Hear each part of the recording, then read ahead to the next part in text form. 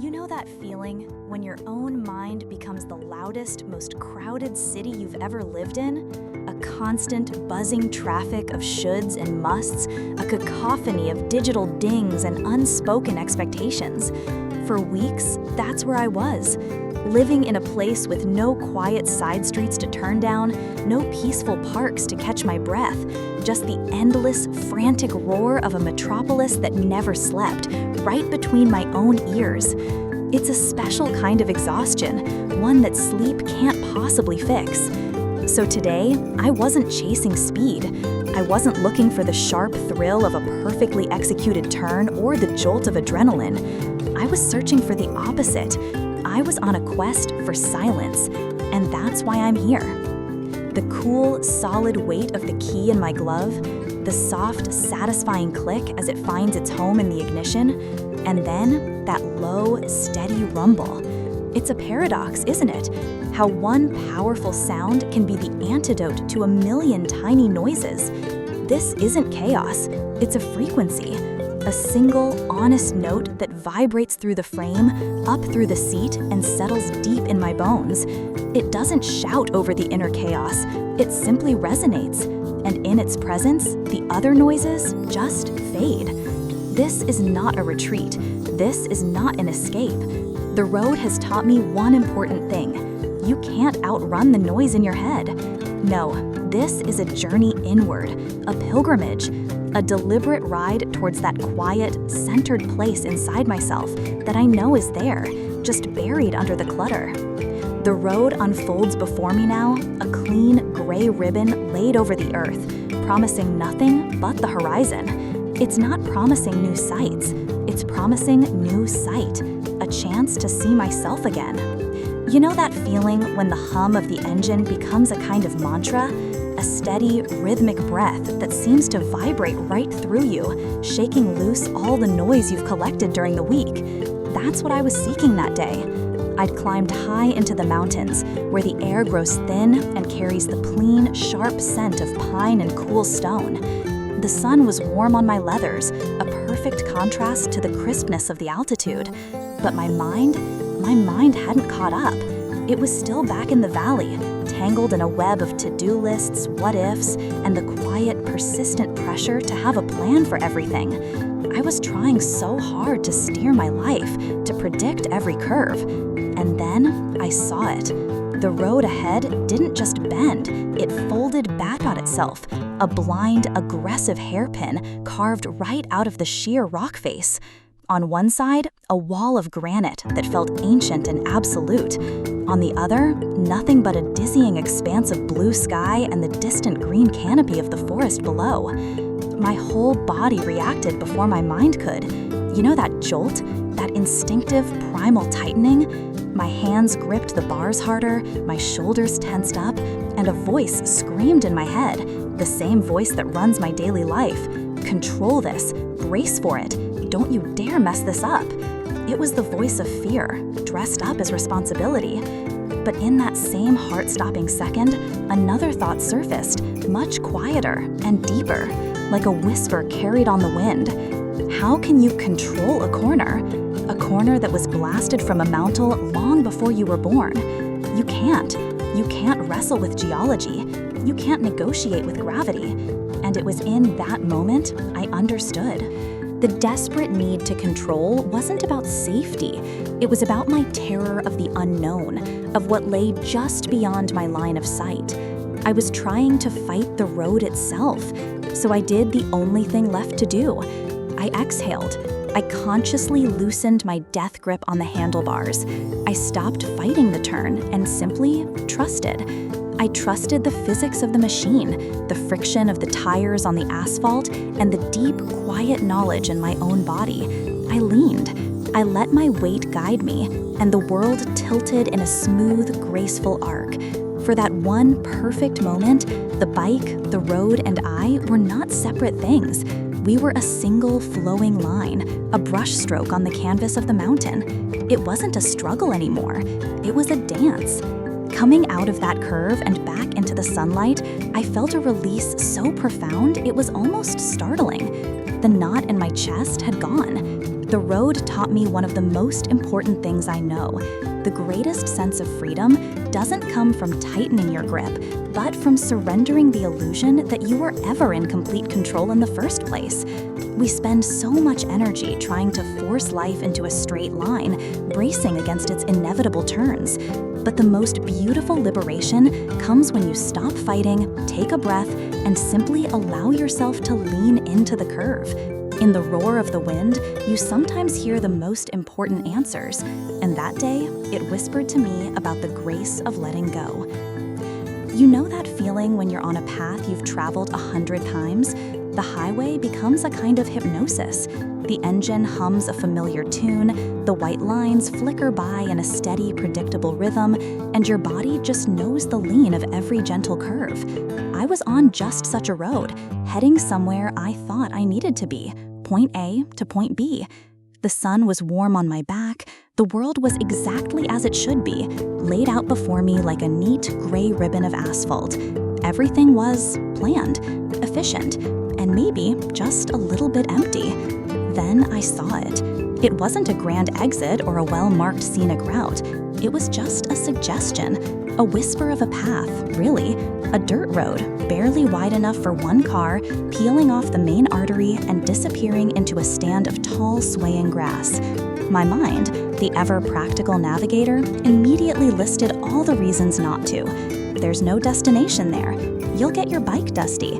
It's a waste of time. You have a schedule. It was a chorus of sensible objections, the same ones that keep us on the straight and narrow in all parts of our lives. But something else, a quieter voice that I've learned to listen to on the road, simply asked, "What if?" I signaled, not for anyone behind me, but for myself, a signal that I was choosing to deviate. The bike slowed, the smooth hum of the highway giving way to the low, satisfying crunch of gravel under the tires. The road was bumpier here, less certain. It demanded my attention. And as I rounded the first gentle bend, leaving the sound of traffic far behind, the world opened up. It wasn't a town or a landmark or anything important at all. It was a field of sunflowers, an entire secret ocean of them, stretching further than I could see, their heavy golden heads all turned towards the sun like a silent, adoring congregation. There was no signpost pointing here. No travel guide mentioned this place. It existed only for those willing to take the turn. Beyond the field, I saw the glint of water, a small, forgotten lake, its surface a perfect, unbroken mirror for the vast blue sky. I cut the engine. The sudden silence was immense, filled only by the rustle of a million leaves in the breeze and the distant call of a bird. And it was in that moment I realized something profound. We spend so much of our lives on the highway, fixated on the destination, convinced that the most direct route is the only one that matters. We build these intricate plans, these timetables for our careers, our relationships, our happiness, and we are terrified of the detours. We're scared of the bumpy roads, the wasted time, the paths with no guaranteed outcome. The road taught me one important thing that day. Life, the real, breathtaking, soul-stirring part of it, so often happens in those detours. It's hiding in the sunflower fields that aren't on our map. It's waiting by the quiet lakes we'd never find if we didn't have the courage to get a little bit lost. In the roar of the wind, you sometimes hear the most important answers. But that day, the truth was in the silence. The destination wasn't the point. This was the point. You know that feeling when the day begins to exhale, when the light softens, losing its sharp edges, and the world seems to take a slow, deep breath? That's where I was. The sun was beginning its slow descent, painting the western sky in strokes of gold and honey, and the air, which had been warm all day, was now laced with a cool, gentle promise of evening. I was heading into the third turn, and I knew, somehow, it would be the last one that mattered today. Unlike the others, the sharp, demanding curves that required focus and a little bit of nerve, this one was different. It wasn't a challenge. It was an invitation. a long, sweeping, graceful arc of asphalt that followed the natural contour of the land. It stretched out before me like a ribbon of dark silk laid across a landscape of warm, fading light. My engine had settled into a steady, comforting rhythm, a low thrum that felt less like a machine and more like a companion's heartbeat, constant and reassuring. As I leaned into the curve, my body and the bike moving as one, something shifted. It wasn't in the road, or in the engine, or even in the magnificent sunset that was spilling liquid amber over the distant hills. It was inside me.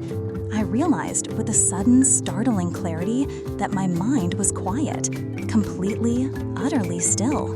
For hours, maybe for days, my head had been a noisy place, a constant hum of questions, of plans, of memories replayed and futures rehearsed, the usual static of being alive. I'd been chasing an answer, a sense of peace, thinking if I just rode far enough or fast enough, I'd outrun the noise and find it waiting for me around some corner. But here, in the gentle embrace of this turn, I wasn't thinking at all. The inner monologue had just stopped. There were no questions left to ask, no problems left to solve. There was only the lean of the bike, the warmth of the last sun rays on my visor, the steady pulse of the engine beneath me, and the rush of air. In the roar of the wind, you sometimes hear the most important answers. But what I was hearing now was even more profound. I was hearing the silence that the answers grow from, a blessed, expansive quiet. It was in that moment I understood. This turn wasn't just a bend in the road. It was a metaphor for returning home. Not to a place with four walls and a roof, but to that quiet, steady center within myself that I'd been looking for everywhere else. The road taught me one very important thing that evening. We spend so much time searching for silence in a quiet field or a remote mountaintop, seeking it outside of ourselves. But it's not out there. The silence I had been so desperately chasing wasn't a destination. It had been inside me all along, buried under the noise. The journey, the steady motion, the focus required to simply ride, it didn't give me the silence. It simply cleared away everything that was covering it up. The movement was a meditation, a cleansing process that swept my mind clean, leaving behind only the pure, simple fact of being. The answer I sought wasn't a word or an idea. The answer was the silence itself, and it felt like coming home. The key turns, a final soft click. The low rumble that has been my constant companion for hours breathes its last, fading into the evening air. And then, silence. But it wasn't an empty silence. You know that feeling when a beautiful piece of music ends, but the melody still hangs in the space around you? It was like that.